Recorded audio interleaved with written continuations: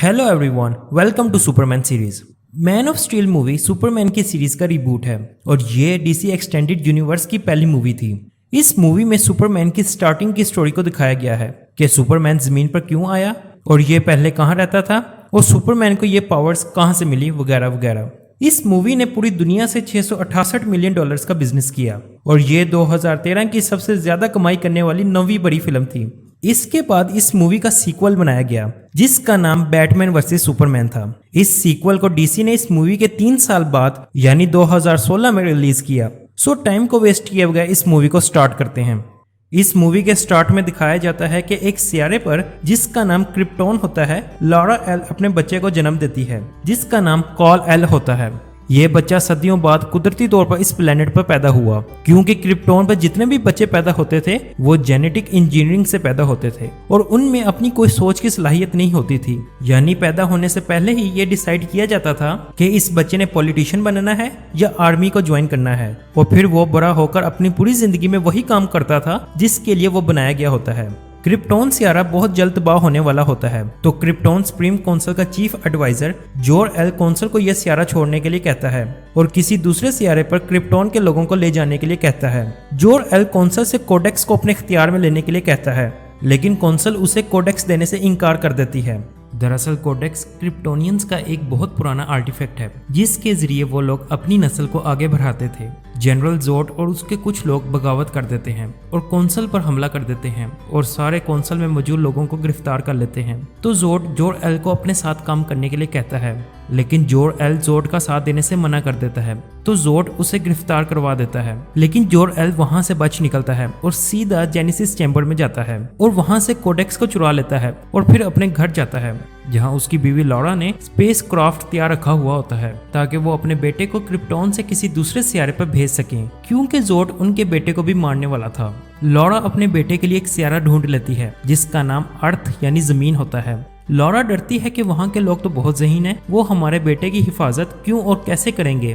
तो जोर L Laura को हौसला देता है कि एक ना एक दिन हमारा बेटा उनके लिए मसीहा बनेगा। इसके बाद जोर एल कोडेक्स में मौजूद तमाम क्रिप्टोनियंस के डीएनए को अपने बेटे के डीएनए में शामिल कर देता है और अपने एआई यानी आर्टिफिशियल इंटेलिजेंट प्रोग्राम को एक डिवाइस में तब्दील कर देता है और उसे अपने बेटे के स्पेस क्राफ्ट में रख देता है ताकि जब भी उसे मेरी जरूरत पड़े या अगर मैं मर भी जाऊं तो मेरा एआई प्रोग्राम कॉल एल की मदद करेगा। इतने में जोड अपनी टीम के साथ वहां आ जाता है तो लॉरा स्पेस क्राफ्ट को जमीन की तरफ लॉन्च कर देती है तो गुस्से में आकर जोड एल को मार देता है। इस दौरान वहां क्रिप्टोन्स की सिक्योरिटी शिप्स आ जाती हैं और जोड और उसके साथियों को पकड़ लेती हैं और काउंसिल उन सबको फैंटम जोन में उम्र कैद की सजा सुना देती है। इसके बाद क्रिप्टोन सियारा तबाह हो जाता है और लॉरा और बाकी काउंसिल मेंबर्स मर जाते हैं। कॉल एल का स्पेस क्राफ्ट जमीन पर अमेरिका की स्टेट कैंसास में लैंड करता है जहां जोनाथन और मार्था केंट उसे अपने पास रख लेते हैं और उसकी परवरिश करते हैं और उसका नाम क्लार्क रख देते हैं। क्लार्क इस दुनिया में अपनी ताकतों पर काबू नहीं रख पाता था क्योंकि उसकी ताकतें बहुत मुख्तलिफ थीं। जैसे कि उसको हर इंसान का एक्सरे नजर आता था, उसको बहुत दूर की आवाजें भी सुनाई देती थीं, वो हर इंसान की दिल की धड़कन भी सुन सकता था। सो ये सब कुछ क्लार्क के काबू से बाहर था। लेकिन अपनी सुतेली माँ मार्था के सपोर्ट से वो इन पर काबू पाना सीख जाता है। जब क्लार्क 13 साल का होता है तो उसके अब्बू उसे अपनी ये ताकतें लोगों से छुपा कर रखने के लिए कहते हैं क्योंकि अगर लोगों को इस बारे में पता चला तो वो सब क्लार्क से डरेंगे और उसको कभी एक्सेप्ट नहीं करेंगे। इसके बाद जोनाथन क्लार्क को उस स्पेस क्राफ्ट को दिखाता है जिसमें वो आया होता है और उसको साथ वही एआई डिवाइस देता है और उस पर एस लिखा होता है। डेली प्लेनेट की रिपोर्टर लुइस लेन रिपोर्टिंग के लिए कनाडा के एक पहाड़ पर जाती है जहां पर एक हजारों साल पुरानी चीज पहाड़ों में धंसी होती है। यहां लुइस की मुलाकात क्लार्क से होती है जो अपनी गलत पहचान से यहां पर काम कर रहा होता है। रात को जब लुइस तस्वीरें उतारने के लिए बाहर जाती है तो उसको एक बंदा नजर आता है जो एक गौर की तरफ जा रहा होता है तो लुइस उसका पीछा करती है। जब क्लार्क इस हजारों साल पुरानी चीज के अंदर जाता है तो यहाँ पता चलता है कि ये तो क्रिप्टोनियंस की स्पेसशिप होती है।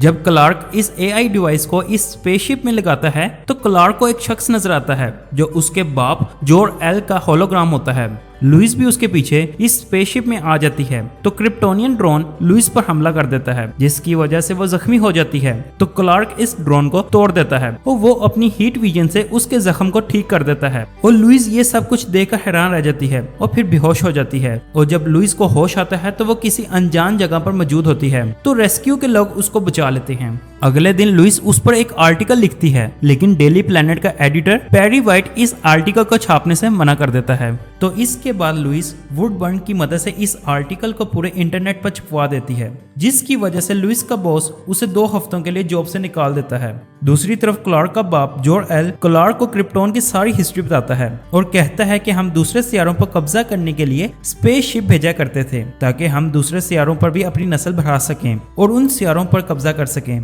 तो ये स्पेसशिप भी हजारों साल पहले इस मकसद के लिए यहाँ आई थी और तबाह हो गई थी। इसके बाद जोर-एल क्लार्क को एक नीले और लाल कलर का सूट देता है जिस पर एस का निशान बना होता है। तो उसका बाप उसे बताता है कि ये निशान उम्मीद की अलामत है और ये सूट तुम्हें तुम्हारा मकसद याद करवाता रहेगा कि तुम्हें इस दुनिया के लोगों की हिफाजत करनी है।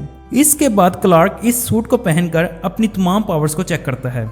दूसरी तरफ लुइस क्लार्क का पता लगाते हुए उसके घर जाती है। तो जब लुइस क्लार्क के बाप जोनाथन की कब्र के पास खड़ी होती है तो वहाँ क्लार्क भी आ जाता है, जो अपने बाप की कहानी सुनाता है कि वो कैसे तूफान में मर गए। अगर मैं चाहता तो उन्हें बचा सकता था, लेकिन उन्होंने मुझे अपने पास आने से मना कर दिया ताकि किसी को मेरी पावर्स का पता ना चढ़ सके और खुद इस तूफान में मर गए। तो ये सुनकर लुइस क्लार्क की आइडेंटिटी को सीक्रेट रखने के लिए क्लार्क से वादा करती है। दूसरी तरफ यूएस मिलिट्री को सैटेलाइट के जरिए एक स्पेसशिप दिखाई देती है जो जमीन के गिर्द चक्कर लगा रही होती है। इसके बाद दुनिया के हर हिस्से की लाइट चली जाती है और टीवी, सोशल मीडिया और हर प्लेटफॉर्म पर जनरल जोड अपना एक मैसेज लोगों को देता है कि तुम लोगों के दरमियान हमारा एक बंदा है जिसका नाम कॉल-एल है। अगर तुम लोग उसको हमारे हवाले नहीं करोगे तो हम तुम्हारी दुनिया तबाह कर देंगे। तो हर तरफ खौफो हरास पैदा हो जाता है और दुनिया में मौजूद हर लोग कॉल-एल को ढूंढने में लग जाते हैं। वुडबर्न का एलियंस के बारे में इंटरव्यू किया जा रहा होता है, वही वुडबर्न जिसने लुइस का आर्टिकल पब्लिश किया था। तो वो इस इंटरव्यू में लुइस का नाम ले लेता है कि लुइस उस शख्स को जानती है। तो इसके बाद FBI लुइस के पीछे पड़ जाती है और उसको पकड़ लेती है। जब क्लार्क को लुइस के बारे में पता चलता है तो वो खुद को एक शर्त पर आर्मी के हवाले करवा देता है कि वो उसकी मुलाकात लुइस से करवाएंगे। तो आर्मी क्लार्क और लुइस दोनों को जनरल जोड के सेकंड इन कमांड फ्योरा के हवाले कर देते हैं। जब क्लार्क स्पेसशिप में जाता है जिसका नाम ब्लैक जीरो होता है तो क्लार्क जमीन पर गिर जाता है और उसके मुंह से खून निकलने लग जाता है और क्लार्क को सांस लेने में मुश्किल हो रही होती है। तो जोड उसे बताता है कि वो क्रिप्टोन के एटमॉस्फेयर का आदी नहीं रहा है, इसलिए उसके साथ ऐसा हो रहा है। इसके बाद क्लार्क बेहोश हो जाता है और क्लार्क एक ख्वाब में चला जाता है जहां वो जमीन पर अपने पेरेंट्स के खेतों में जनरल जोड के साथ होता है। जोड उसे बताता है कि क्रिप्टोन के तबाह होने के बाद फैंटम जोन के पोर्टल्स जिसमें उन सबको कैद करके रखा हुआ था वो खुद ब खुद खुल गए और वो सब आजाद हो गए। इसके बाद उन्होंने कॉल-एल को हर सियारे पर ढूंढा लेकिन वो ना मिल सका। लेकिन जब क्लार्क ने स्पेसशिप को एक्टिवेट किया तो उसका सिग्नल हमें मिल गया, जिसकी वजह से हम सब जमीन पर आए और अब हम इस जमीन को टेराफॉर्मिंग मशीन्स वर्ल्ड इंजन के जरिए क्रिप्टोन के एटमॉस्फेयर में तब्दील करेंगे। जब क्लार्क ख्वाब से उठता है तो जोड उसे धमकी देता है कि अगर किसी ने मुझे इस जमीन को क्रिप्टोन में तब्दील करने से रोका तो वो मारा जाएगा। इस दौरान लुइस को एक जेल में बंद कर देते हैं। तो लुइस को वहाँ एक पैनल नजर आता है और उसमें एक छोटा सा सुराख होता है। तो लुइस इस डिवाइस को जो क्लार्क ने उसे दी थी इस सुराख में डाल देती है। तो फिर से जोर-एल का होलोग्राम नजर आता है जो लुइस और क्लार्क की जान बचाता है। दूसरी तरफ जोड और उसके साथी कोडेक्स को ढूंढने के लिए क्लार्क की मां के घर जाते हैं। तो उन्हें वहां कोई कोडेक्स नहीं मिलता तो जोड गुस्से में मार्था को मारने लगता है, लेकिन वहां क्लार्क आ जाता है और दोनों के दरमियान लड़ाई शुरू हो जाती है। तो इस लड़ाई में जोड का मास्क टूट जाता है, जिसकी वजह से जोड अपनी ताकतों पर काबू नहीं रख पाता और कमजोर होने लग जाता है। तो फ्योरा जनरल को बचाकर वहां से ले जाती है और बाकी क्रिप्टोनियन फौज के साथ क्लार्क की लड़ाई शुरू हो जाती है। तो इस दौरान कर्नल हार्डी अपनी टीम के साथ वहां पहुंच जाता है और क्लार्क के साथ साथ बाकी क्रिप्टोनियंस पर गोलाबारी शुरू कर देता है। लेकिन जब क्लार्क कर्नल और बाकी लोगों की जान बचाता है तो वो सब समझ जाते हैं कि क्लार्क हमारा दुश्मन नहीं है बल्कि वो हमारी मदद कर रहा है। ब्लैक जीरो शिप पर जोड को पता चलता है कि कोडेक्स को जोर-एल ने अपने बेटे के DNA में डाल दिया है, जिसकी वजह से क्लार्क में से ही क्रिप्टोन्स की नस्ल शुरू होगी और इस तरह इंसान और क्रिप्टोनियंस मिलकर रहेंगे और जोड का साइंटिस्ट उसे बताता है कि क्लार्क के डीएनए से कोडेक्स को हासिल करने के लिए क्लार्क का जिंदा रहना जरूरी नहीं। इसके बाद जोड इस जमीन पर मौजूद तमाम इंसानों को मारने की तैयारी करने लग जाता है और जोड के हुक्म पर टेराफॉर्मिंग मशीन्स को ब्लैक जीरो से अलहदा किया जाता है और उसे जमीन की तरफ छोड़ दिया जाता है। ये मशीन्स जमीन को क्रिप्टोन में तब्दील करना शुरू कर देती हैं। इसके बाद क्लार्क इन मशीनों को तबाह कर देता है और इंसानियत को बचा लेता है। यहाँ जनरल जोड और क्लार्क के दरमियान आखिरी लड़ाई शुरू हो जाती है और अब जोड के पास भी क्लार्क जैसी पावर्स होती हैं क्योंकि जोड ने अब अपनी पावर्स पर काबू पाना सीख लिया था। जब जनरल जोड मेट्रोपोलिस के ट्रेन स्टेशन पर मौजूद एक फैमिली पर अपनी आइज लेजर से हमला करने लगता है तो क्लार्क उसे ऐसा करने से मना करता है, लेकिन जब जोड ऐसा करने से नहीं रुकता तो क्लार्क जोड की गर्दन तोड़ देता है और जोड वहीं मर जाता है। इस तरह सब क्रिप्टोनियंस मर जाते हैं और क्लार्क इस दुनिया को बचा लेता है। इसके बाद सारी दुनिया क्लार्क को अपना मसीहा समझ लेती है और उसके सूट पर लिखे हुए एस की वजह से उसे सुपरमैन कहने लग जाती हैं क्योंकि सबको पता चल गया था कि क्लार्क हम इंसानियत के लिए खतरा नहीं है।